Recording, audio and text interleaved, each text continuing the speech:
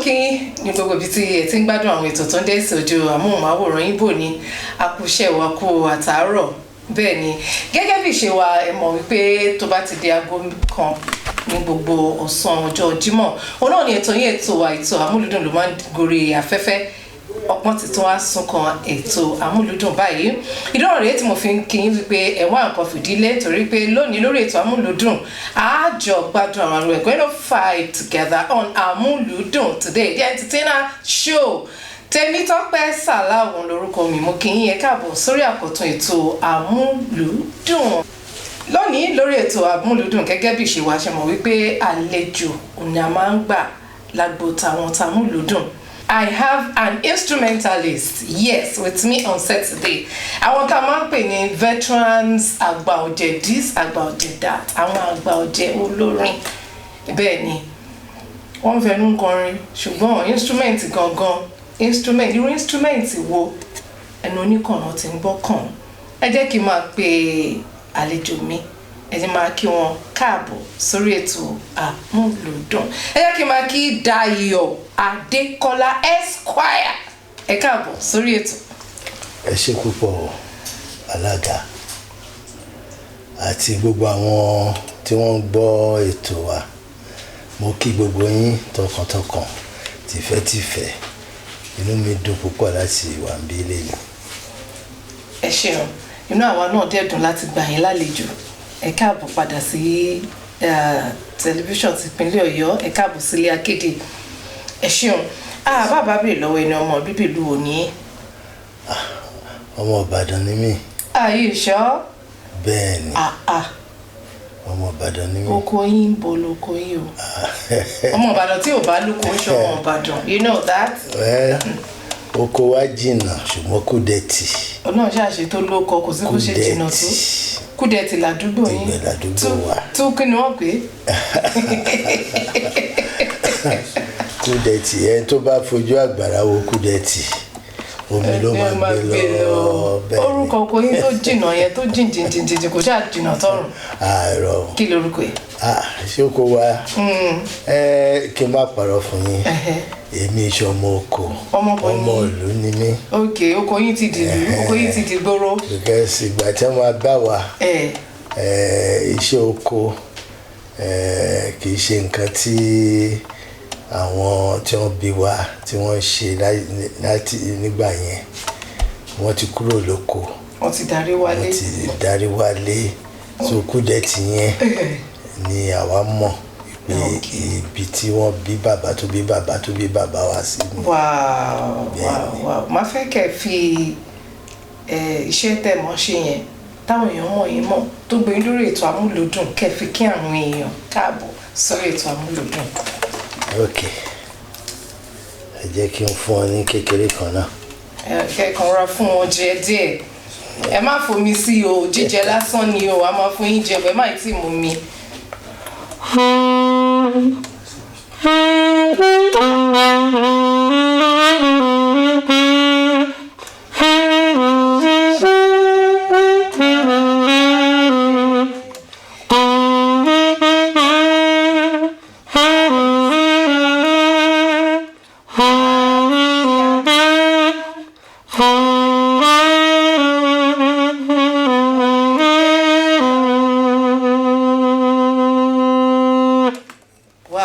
iṣẹ́ àgbẹ̀ níṣẹ́ ilẹ̀ wa ṣé mo get it right. bẹ́ẹ̀ni. wow I like that peter sọ̀rọ̀ sí ẹ̀ you know olórin when you know your onions your inspiration comes from nǹkan táwọn èèyàn bá ń sọ ọ̀rọ̀ iṣẹ́ àgbẹ̀ ẹ̀kan rọra tún sọ dorí nsìn ẹ̀dẹ̀ tó rọra fà jáde. bẹ́ẹ̀ni. wow ṣe kàn ní àwọn ilé ìwé wo lẹ lọ.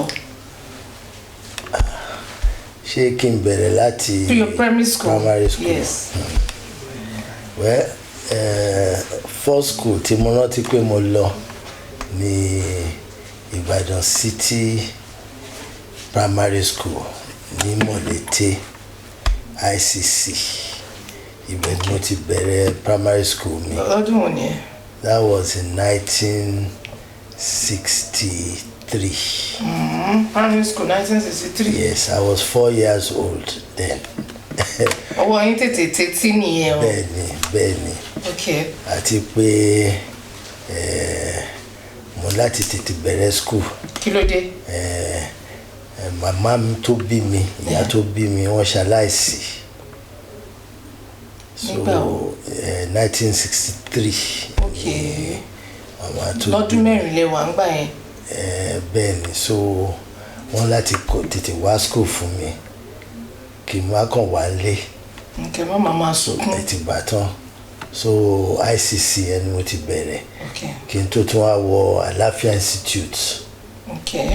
Ọkọ́lá. boarding school bẹ́ẹ̀ni Àlàáfíà Institute ni wọ́n fi mí sí gbà yẹn 1965-66 mo wà ní Àlàáfíà Institute.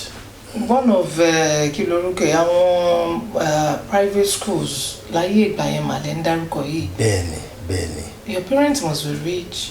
Well. Or educated. Torí ìgbà yẹn. Yes, my dad was a teacher and he left teaching for a while.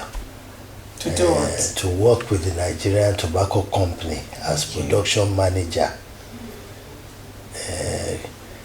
Ibẹ̀ náà tí wàá lọ sílùú òyìnbó. Wọ́n fẹ́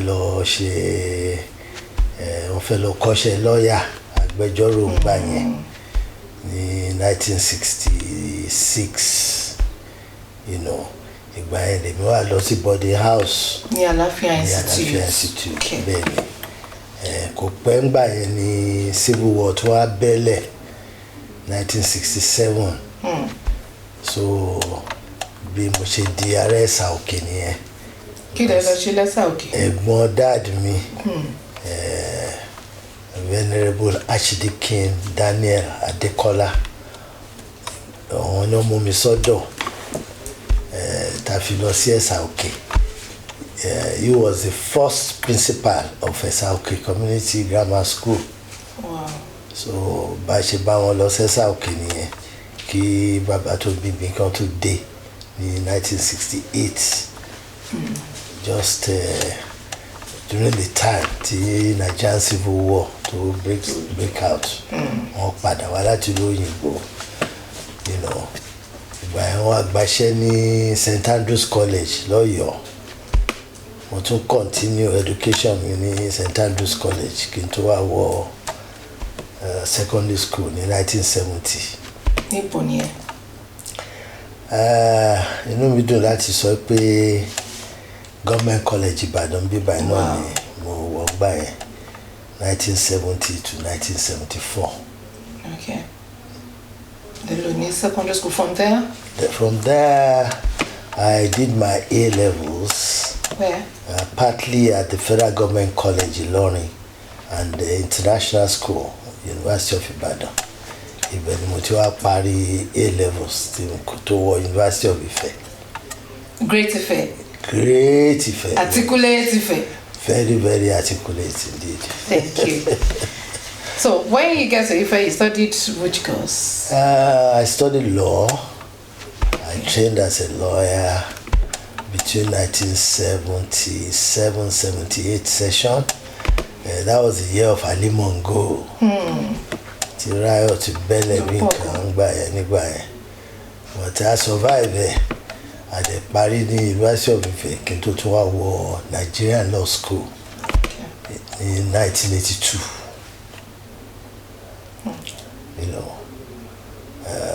1981-82 set. I was called to the bar in 1982. Yes. Ṣé ti rí pé amòfin ó nálejò mi ṣùgbọ́n orin nǹkan gbé dání yẹn ló gbé wọn dórí ètò Amúlùdùn kó má di wípé ṣé bí ètò Amúlùdùn ni wọ́n gbá àwọn amòfin wà no by profession náà ni eléyìí tán gbé lọ́wọ́ iná èwo ni sub bẹ́sà. Law is my profession. Music is my vocation. Ṣé ti gbọ́ bẹ́ẹ̀ yẹn and that's very simple and very good. I like that. Gbogbo journey yìí yẹn ò straight. I'm sorry, ẹ má bínú. Àbí ṣé mo. No, you're okay. Go straight.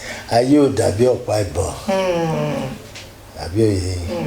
Then ká tẹ̀ ní pé bàbá ò sí around tí ẹ bá ká ní màmá wà around kò bá tún àyè ò bá gbà láti wà lójú kan láti nurture láti train láti ṣòbí lórí ọmọ. But all glory be to God, here you are, sir. Pẹ̀lú calculation you are very close to 70, sir. Dangerously close. Dangerously close to 70. Wow, I like that. To be truthful, I'm just 67 years young. Oh yeah? Yes. What is the adjective that you're using? Look at your skin. Except for the grey hair, that if you can pamutate, if you can let, I can run to you and dear ni. Benny. So what's the secret? Well, ìyàwó mi ń tọ́jú mi dáadáa. Mọ́mí ẹ ṣé gan ni ọkọ tọ́jú dájú. Ìyá ní ìlú bàbá gbó. At going to 70. Ìyàwó mi ń tọ́jú mi dáadáa, ó yẹ kó ti yé yín o. Mo dẹ̀ tí ń fọkàn mi ò fọkàn mi sókè. Ẹ fọkàn ara yín balẹ̀. Ẹ gbà fọ́lọ́run. Lẹ́yìn yẹn tó ń kọ́. Well, oore ọ̀fẹ́ Ọlọ́run náà ni à ń jẹ. Oore ọ̀fẹ́ o. Àdùn ní ilé tí wọ́n. Oore ọ̀fẹ́ náà ni. Mo kàn fẹ́ kẹ́ fún mi ní so that tèmi náà bá dé. Ṣé kí tó fọkàn sí ní àgbo wa? Okay. Ẹ fọkàn sí. Ìgbà tẹ́ mention lórí ọ̀fẹ́ yẹn náà inspiration yẹn wà. Okay.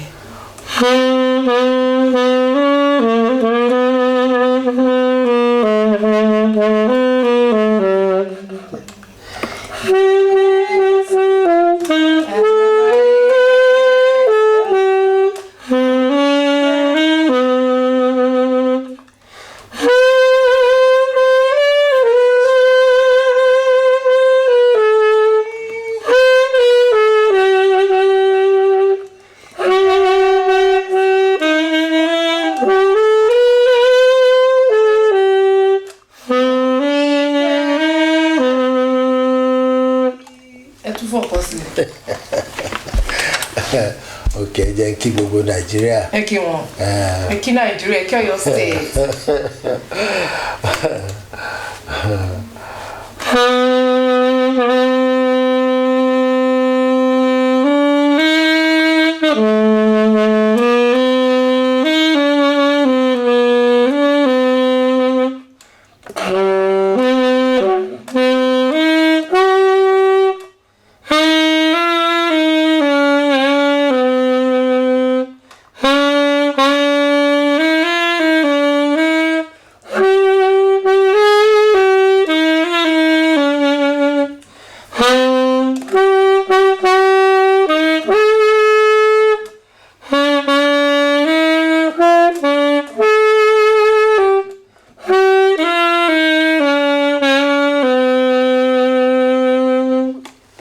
That's the old one. Yeah, that's the old one.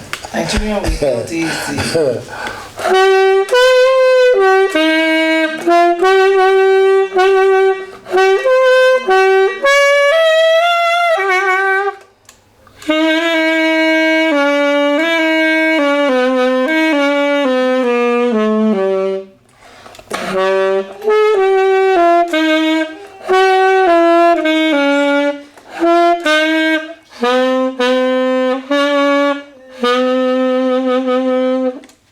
Wow, that's fantastic. Káyì máa ṣe orin fún BCOS kó tó di wípé ẹ lọ lórí ètò yìí rẹ̀. Yes, ẹ máa ṣe orin fún BCOS. Mo kàn sọ fún yín lẹ̀, mo fi ń prepare mind yín lẹ̀ ni. When we get there, pẹ̀lú gbogbo ìrìn àjò yín yìí, àwọn wo làwọn ọ̀rẹ́ tẹ́jọ ìrìn àjò yẹn, your experiences, àwọn lessons tẹ́ learn nínú ìrìn àjò yẹn. Well, ọ̀rọ̀ pọ̀ ní òwe kọ́bọ̀.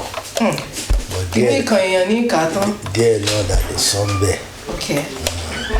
Want to share your experience? Well, I'm actually writing a book which I'm going to launch. By God's grace. By God's grace on my 70th birthday. But which aspect náà ni mo lè sọ ju pé well ká múra síṣẹ́ and then ká ní ká bẹ̀rù Ọlọ́run because ẹni tí ò bá bẹ̀rù Ọlọ́run is foolish. Ẹni tí ò bá ní the fear of God is a foolish person, because Ọlọ́run náà ni ó dá wa, ọ̀dọ̀ ẹ̀ náà la dẹ̀ ń padà sí, and ó ṣe pàtàkì kéèyàn mọ why t'Ọlọ́run fi dá wa sáyé, because gbogbo wa la ní ìdájọ́ ìránṣẹ́ t'Ọlọ́run rán wa sáyé láti wá ṣe nǹkan. Ó dẹ̀ ṣe pàtàkì kéèyàn tètè mọ̀ pé òun níṣẹ́ láti wá ṣe, because àsìkò tá a ní gan kò pọ̀ mọ́ nílé ayé tá a wà yìí. ẹ má wà pé mo bèrè báwọn wòlẹ́jọ́ ṣe kékeré àní it's a very long time. bóyá àwọn tẹ̀tẹ̀ bá rántí wọn báwo lẹ ṣe ṣèwé ńgbà yẹn. well ṣe pé ó ti pẹ́ tá a ti ń bá bọ̀, mélòó la fẹ́ sọ, mélòó la fẹ́ wí, ṣùgbọ́n mo rántí àwọn ọ̀rẹ́ mi. Ṣé mi ò lè sọ ìtàn mi kí n má sọ̀rọ̀ èèyàn bíi Ṣínà Fagbénró, tó jẹ́ pé a jọ bẹ̀rẹ̀ orin kíkọ láti Government College 1970 láti jọ bẹ̀rẹ̀ ká máa kọrin. ẹ̀yin máa bá débi tó sọ yín débi orin ìgbà tẹ́ bẹ̀rẹ̀ sí ń kọrin gan. well ṣé kí n bẹ̀rẹ̀ kí n answer.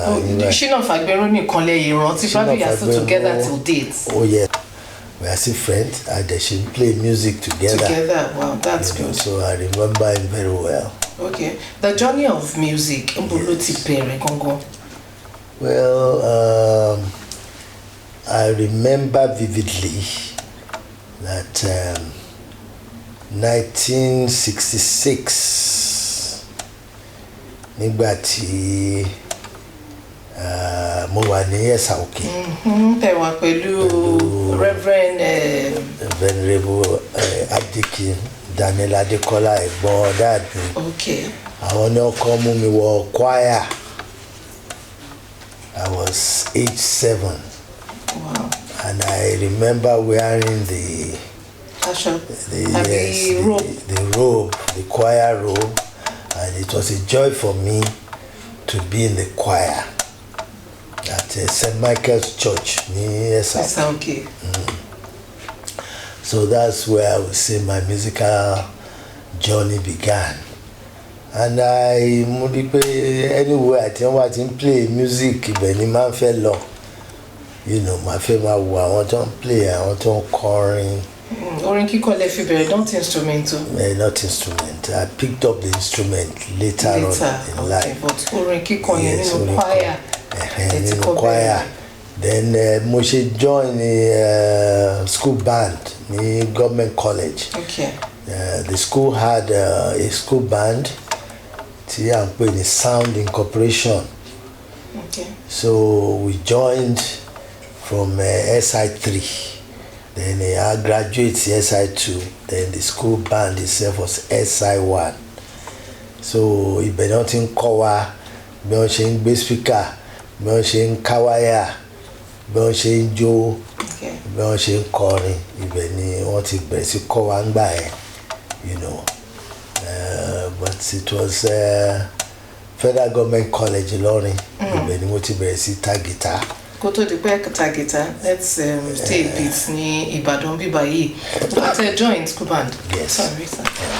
Join school band. Àwọn wo lẹ́jọ́ wa nù band yẹn gbà yẹn? Àwọn orin wo lè dè máa ń pọ̀? Then, like I mentioned, Ṣínà Fagbénró was there. Akindeko Boyega was a member of the band then. Femi Fajemisin was also a member of the band at that time. Then we had some seniors, Tọ́jú wa lọ tá tó máa ń wò lókè pé you know, àwọn senior wa. Àwọn wo ni? Àwọn bíi tani mo lè pè Ṣọlá Odúgbẹ̀san of blessed memory now. Barry Bonnet then tani mo tún lè rántí inú wọn báyìí ó ti pẹ́ gan. bẹ́ẹ̀ni but àwọn yẹn náà làá máa ń wò pé tá náà bá dàgbà bá ṣe bá rí nìyẹn. And then àwọn orin tá máa ń play gbà yẹn àwọn orin James Brown, Otis Redding, and then Osibisa. You know, these were top bands in the 70s then. Yes, I want to coffee call. You know, then there was a Nigerian band called BLO, Berkeley, Laulu, and Odumosu. You know, they were the three-man indigenous Nigerian band. And the man played music while I you know. Kí ló máa ń fi music ṣe ńgbà yẹn ní school? School kọ̀ọ̀kan fi máa ń ní band. Yes, nígbà yẹn. There used to be interaction among other secondary schools, you know, like a máa ń ṣe SI show. SI show yẹn, it was an interaction, you know, between students from different secondary schools. The idea was to promote good relationship between boys and girls, because àwọn ọmọ Queen School wá wá, àwọn ọmọ St. Anne's wá wá, St. Teresa, you know, àwọn náà wá, you know, àwọn ọmọ Ìbàdàn Grammar School, àwọn náà gbé band wọn wá, you know. Then ìgbà míì I invite our bands, like for instance Fela band used to come and play for us. Fela, yes. Fela will come. Wow. Yes, at least on 2 occasions. Fela ti wá play ní government college nígbà tí mi wà ńbẹ̀. A kàn wá lọ́sàn-án ó tó padà s'Èkó. You know, I work with the band then. So then, on the music, láti fi promote unity, láti fi call for be competition among schools, interaction, bonding, networking. Nígbà yẹn. Wow. Benny. It was a very, very big event. In fact, we used to do it about twice a year during the daytime, you know. Then I'll excuse our girls, no. Excuse me, dance. Benny, abara wa Johnny. Ìjọ tẹ́ máa ń dọ́gba ìṣó lórúkọ tó ń pè. Oríṣiríṣi ni. Kí ni àwọn orúkọ jọ yẹn? Ìkan wà tí wọ́n ń pè ní staccato. Then blues. Wọ́n ṣe máa ń jó blues. Blues yẹn ṣe mọ̀. Ṣe pé ẹ máa múra yín dání ni o, but ní súnmọ́ra yín ju bó ṣe yẹ lọ. Ẹ dẹ̀ múra yín dání. Ẹ máa jó. Do you remember a particular scene bóyá ẹ̀yin àti? Well, of course, mi ò lẹ́wà gbàgbé náà. Ẹyà kí ló ṣe? Ìgbẹ́yẹ̀ pé àwọn máa ń play gbà yẹn ni. Okay. Ṣe mọ̀ tá a bá ti bọ́ sílẹ̀ lórí stage báyìí, àwọn girls wọ́n máa fẹjú sí mi ni wọ́n máa pè mí. Wọ́n fẹ́ bá mi jó. Okay, ṣe wọ́n máa respond. Of course, máa respond. Do you remember a particular kìnìtẹ̀lì gbàgbé pé ọmọ yẹn mi ò kàn lè dárúkọ ní ṣe mọ̀ because some of these girls. Àbí màdàmú wọn. Our girls tí mo sọ ń gbà yẹn, they are now happily married grandmas. Àbí òye yìí. Okay, don't mention their name. So, tell us the particular event. Well, ọjọ́ yẹn mo lè rò bóyá over confidence ni. Èmi rò pé bóyá lady yẹn ń pè mí ní pé ó ń ṣẹ́jú sí mi. So gbà tí mo dẹ̀ á lọ bá ṣe wọ́n ti pè confidence pé yes, eléyìí ó máa jó ṣáà ni. Ìgbà tí wọ́n débẹ̀ báyìí ṣó ló fún mi. Ó gbá yín léṣo with hammer abókúta lólò. In fact, ó gbá mi níṣó yẹn, àwọn ọ̀rẹ́ mi náà bá mi yọ. Bẹ́ẹ̀ ni. So mi ẹ̀rọ àgbàgbé ọjọ́ yẹn. So ọjọ́ yẹn ni mo kọ́ pé never underestimate the power of a woman. Wow. Ó rẹ́rìn sí ń wé ṣẹ́tí sí mi lọ́ba. Wà lọ́ba. but it's the moment pé come out to my melt for him, to my jail. Of course. Which one is that? No, don't mention him, don't forget. Well, honestly, I had quite a number of girlfriends. Wow. In my younger days. Wow. Young girls were my weakness. I'm now born again. You said young girls. young girls. You don't go for your mates. Well, no, that was young girls. When I say young girls, maybe when I was 15, I would go for 12 and 11. So it happens like that. 15, come and go after. So why is it that man you are going to study, your mama checking country?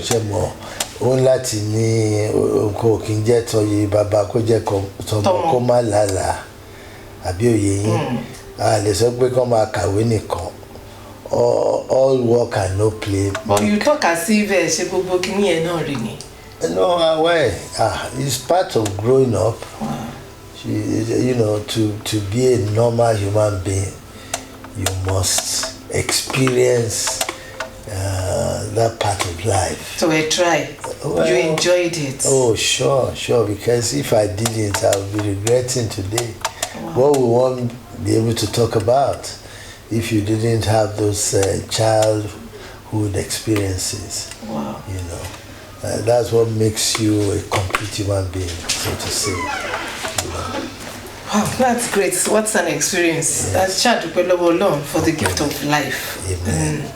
So, from Ibadan to Ilorin, music, you started in the church as a choir, back to school bound. When you get to Federal Government College, Ilorin, you now pick instruments. Yes, you see, the thing about the Federal Government College Ilorin then was that the school had all the instruments. Being a Federal Government College. Nígbà tó ná olórí ètò ẹ̀kọ́ dáadáa tó àmójútó dẹ̀ wà. Kò sí instrument kan tí ó sì drums wà, guitar wà, microphone, amplifier, gbogbo ẹ̀ ní school ní in the music department. Àfẹ́lẹ́ ọmọ tí ò bá fẹ́ kọ́ kankan ló kàn. Ìgbà tán, so some of us say we were already interested in music. It was just automatic. You know, in fact, nobody taught me how to play the guitar. Mo kàn débẹ̀ ni mo dẹ̀ gbé mo dẹ̀ bẹ̀rẹ̀ sí play. And then play. Pé kìíní lẹ máa kọ́ gbà yẹn staccato. Tukọ̀ ní mímí. Only meaning no. Happy to you because nǹkan tẹ̀yìn ò bá kọ́. Well, you see, some things come to you naturally, especially music. If you are born with it.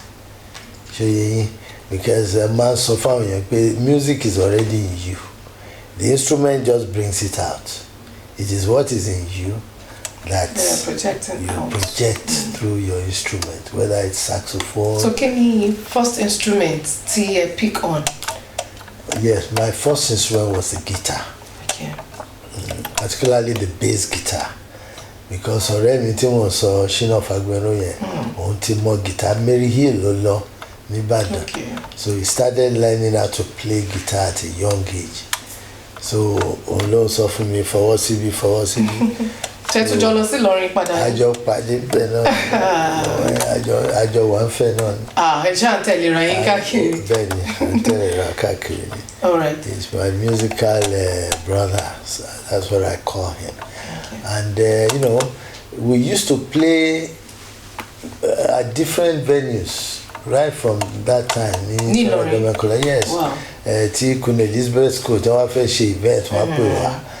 Even Kwara State Polytechnic at that time, I man play for secondary school. Secondary school, yeah. You know, then our teachers meet to one event, want to play and play for, and that was how we started discovering our musical talent and knowing that we can impact lives with it. So when you get to Ife, yeah, music dúró láti face law. No, music will stop. Then in the first place, but music ti wà ńbẹ̀. Ó ti wà nínú. So kí ló dé tẹ́ ṣe lọ ṣe music? Well, Polytechnic Ibadan ṣe music as at that time, if not mistaken. As a matter of fact, University of Ife, no, I don't know if you started music, but one ṣe music. Well, let me explain some things. Okay. My becoming a lawyer was because my late father insisted that I must have a profession. Because after school starting with someone on break, school started today, what do you want to do after school start? Music, of course. My dad said no, that music is not a profession. In those days, that music is more after I have done everything, then I can now face my music. And in those days, you don't disobey your parents. Whatever they tell you to do, that's what you do. So that was why I ended up becoming a lawyer. But after I finished my law, I enrolled at the Department of Music at the Polytechnic Ibadan. Wow. To fulfill daddy by so your own dream. Yes, so I did an ND wow. in music at Polytechnic Ibadan in 1986-87, just before I got married. So I want to get a certificate. Well, the certificate was not what was on my mind, I must be honest. I just wanted to improve my proficiency on the instrument and also understand music better, because I knew that was my first love, and it was something that I planned to do till death do us part. Amen. Yes. So this is not guitar, this is saxophone. Yes, saxophone. Saxophone. I think I started playing the saxophone in 1984. Who introduced saxophone to you? Well, I'd always loved the instrument, but I could not afford one. So when I went to Port Harcourt during my youth service, I acquired a used saxophone, Soja Kolota for me. So I used to use it to decorate my room. Okay, at least Mama will look back. So it was 1984. I had the opportunity to travel to the United States of America. Mo wá gbé saxophone yẹn dání pé tí n bá dán wọ́n lè bá mi tún ṣe. So nígbà tí mo dé America, àwọn eléyìí ò ṣe tún ṣe o. Wípé tí n bá gbélé, I can get another one that is better than that one. Okay. So I traded it in. That's the word they call it. I traded it in for a Bondi Selma sax. So it was when I got that one in 1984 that I started playing the sax. How do you call it? Well, I told you I'd always had interest. So more enrolled in private school ní ìgbà yẹn. Remiola Bamiji of blessed memory. Okay. He had a school of music in front of the North Campus of the Polytechnic, but he wasn't teaching sax. He was teaching drums and guitar and other instruments. So he now introduced me to one Mr. Tunde Oni, who was a lecturer at the Polytechnic Ibadan at that time. So Mr. Tunde Oni was an expert in saxophone repairs and also playing the sax. So he started teaching me, and then he was one that advised that, look, if I want to learn this thing, why don't you just enter and do the course. Indeed. Yes, so that was how I entered poly.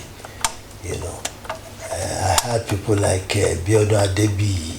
Okay, Batik. Biodun Batik. In the UK now, I think. No, he's in the US. I still uh-huh. spoke with him yesterday. All right.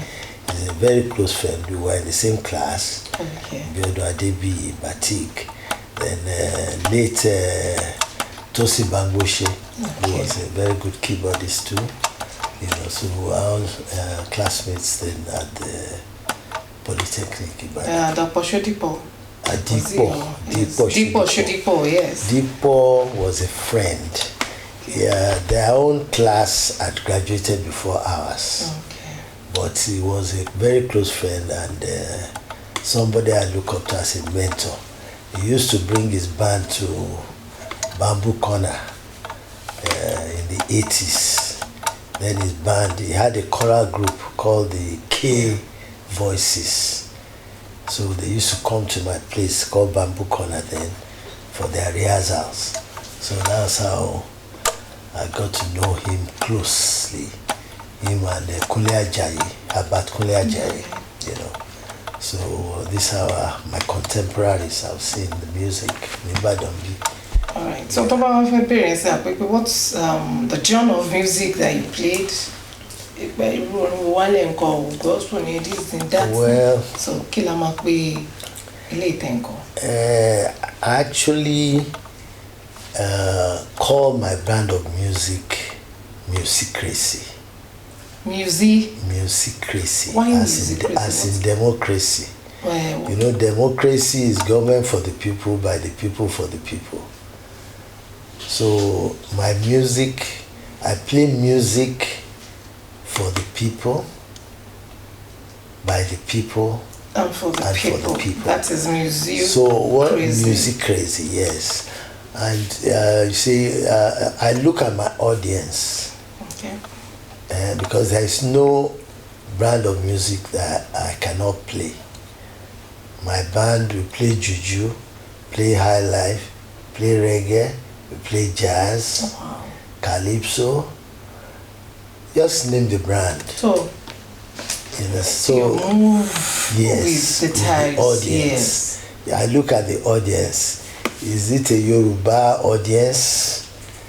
Do they want to dig it to the ground, or they just want to listen to music? Okay. So this is what really determines what I play as a musician. Okay. Do you go for shows or events or indoor events? Of course. Anywhere I go with my music. Which one do you do most? Is it indoor or tobacco was a party?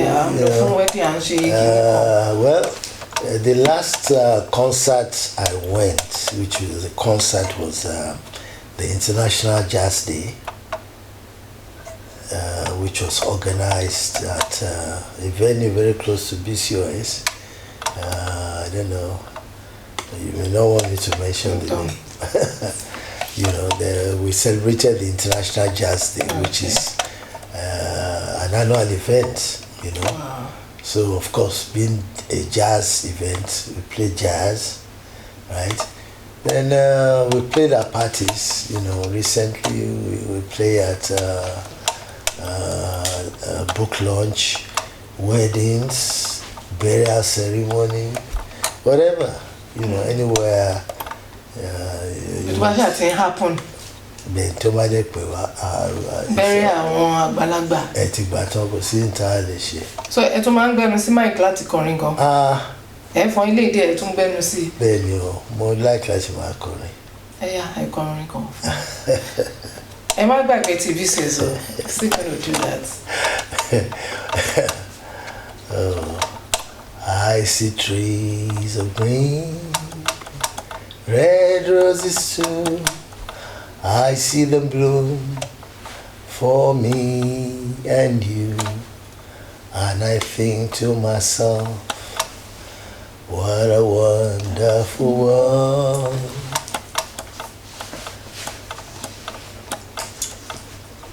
African Armstrong, Armstrong. Armstrong. Aside from that, what Teman like Teman Coil. Any event, to bá débẹ̀, tó bá ti ẹni máa ti rí mi o, but tó bá ti gbọ́ orin yìí wọ́n ti mọ̀ pé yes, that's me. Well, I have my own compositions. Okay, ẹ̀kọ́ díẹ̀ lára fún wa. One of them I titled Emura Sise. Okay. It's an Afrobeat number. You know, I will sing it now a cappella. Okay. You know, without any instrument. You know, but I pray you appreciate it. It says, Sure. Emura Sise o, Emura Sise, Emama Asa. Teba felowo lola o, Emura Sise. Teba fe ra moto, Emura Sise. Teba fe la yanko, Emura Sise. Ani tó bá fẹ́ lọ kọ̀ọ̀kan, Emura Sise.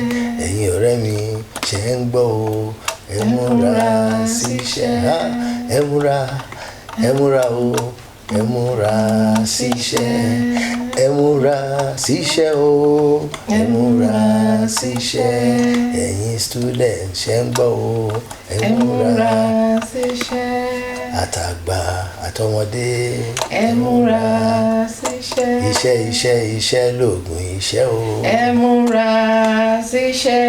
Ẹ̀yin politician ṣe ń gbọ́. Emura Sise.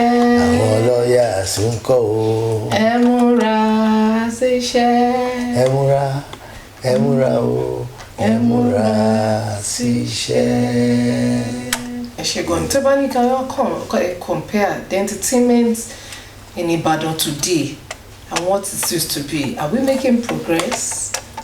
There are a lot of dynamism, Loti War and all that, but still. I like the word you used. Culture itself is dynamic. Yeah. And we are all cultural ambassadors. Either what we eat, the way we dress, the way we dance, it's part of our culture, you know.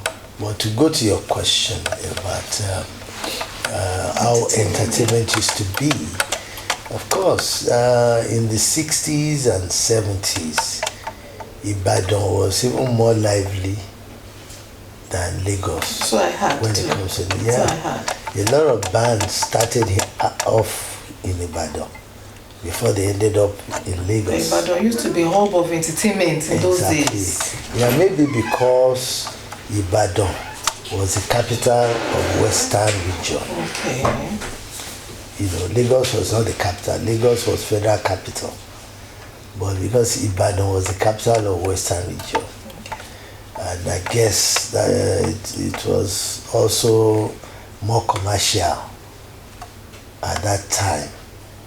You know, a lot of people used to come from the hinterland, you know, Ijebu, Ijesha, Ekiti, all of them will congregate to Ibadan. Wow. Because Ibadan was the capital. So of course, So it won't happen in Ibadan. There were many clubs and things like that. But the economic downturn that took place in Nigeria affected Ibadan. You know, because when there's no money, people will gravitate to where there's more money. Yeah. So Ibadan lost a lot of its entertainment to Lagos. But presently, there's some entertainment in Ibadan. Well, in some ways, there is entertainment here and there. Even the shape of music has changed. You know, these days, you don't have a lot of big bands. There are now smaller bands. DJs have taken over. First of all, any band. And then even the music that used to be so rich, Tumba. Everybody just play whatever they like to make noise and entertain people. But we shouldn't give up. things will still change for the better. Àjẹpẹ́ṣẹ́ wà fún yín láti ṣe ni. Àwọn gbogbo wa náà ní bẹ́ẹ̀ni àjọṣe gbogbo wa ni. Yes, sir. Bẹ́ẹ̀ni. If you're not doing music now, tell us the courts. How do you relax? How do I relax? What a question. Well, I love nature. And apart from music and the law, I'm also into farming. Oh. Yes. Well, mo ń sìn. Okay. But I do more of advocacy too. Okay. I belong to a group that is trying to revive the culture of farming. Which is already dying. No wonder especially amongst the youths. Oh, good. A lot of young people now, they don't understand the importance of hoe and cutlass. Even when you talk of tractorization and modern farming, you still must labor before you can be a successful farmer. You know, so we are trying to let people know that there's still dignity in labor. Yeah. And that since we must eat, then we must farm. Are we going to import food? All the food we eat in Nigeria, you know? So that's one thing that also occupies my time, you know. Relaxation. Well, music is my way of relaxing. I listen to music all the time. She, madam, no, encore. Ben, no one calling for me. Okay, you don't really let it hear. No. Kì í ṣe di orin. Ṣé fẹ́ kí n sọ fún yín ni? Bẹ́ẹ̀. Ẹ fẹ́ mọ̀? Yes, sir. Ìpè Ọlọ́run ni mo gbọ́.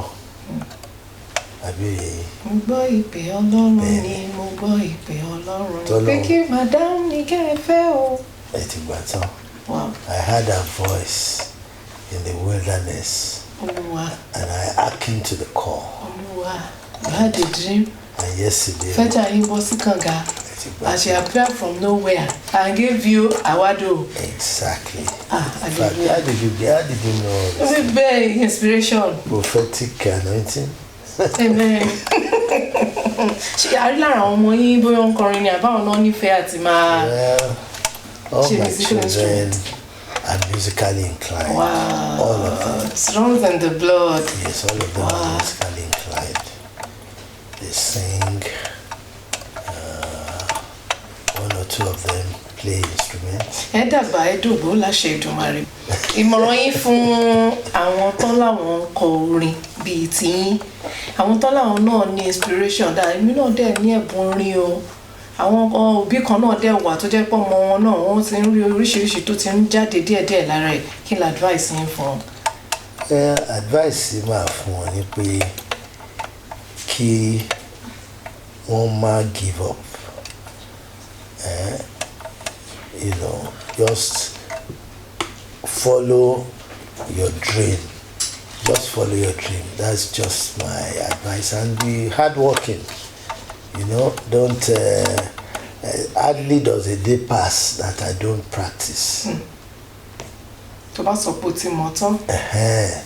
You know, when I sọ pé o ti mọ̀ tán, you must keep playing and keep believing. You know. And it's not for money, really. You know, but if you are putting money at the back of your mind, Oluwele were discouraged. But if you believe that this is a gift from God, which is special to you, you know, because it's not everybody that has that gift to be able to play music and sing. So, in turn about Funlebu, wọ́n ní má ṣe rí talent mọ́lẹ̀ Olúwa ó béèrè lọ́wọ́ wa kí wá láṣọ tàbádàn. Ètì ìbàdàn. So that's the person. Anytime I want to give up, I remember where I'm going. Pé Mama will give account. Benny, discover talent in me by.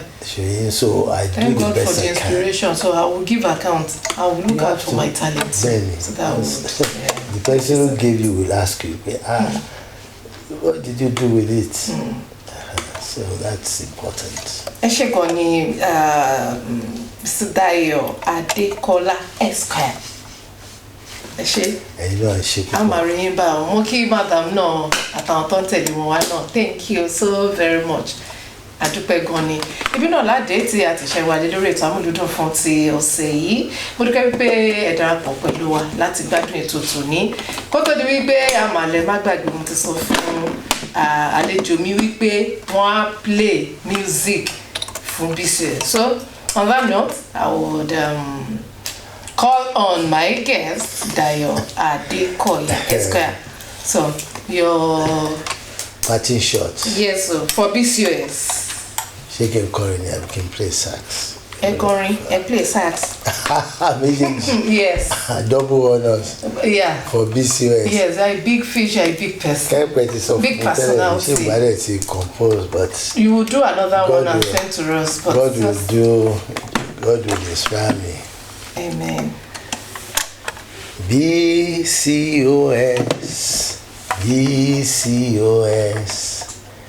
the #1 station in Nigeria. Yes. BCOS, we love you, BCOS.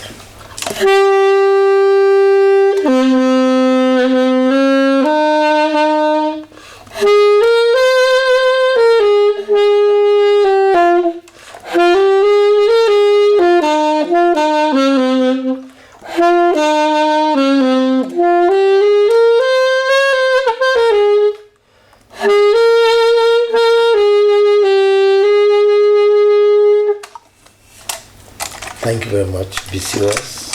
God bless BCOS. Ó tún dọjọ́ mẹ́jọ lágbára lọ́wọ́ Ọlọ́run. Tèmi Tọ́pẹ́ Sàlámù lórúkọ mi. Káfíńtà Ayọ̀pàdé.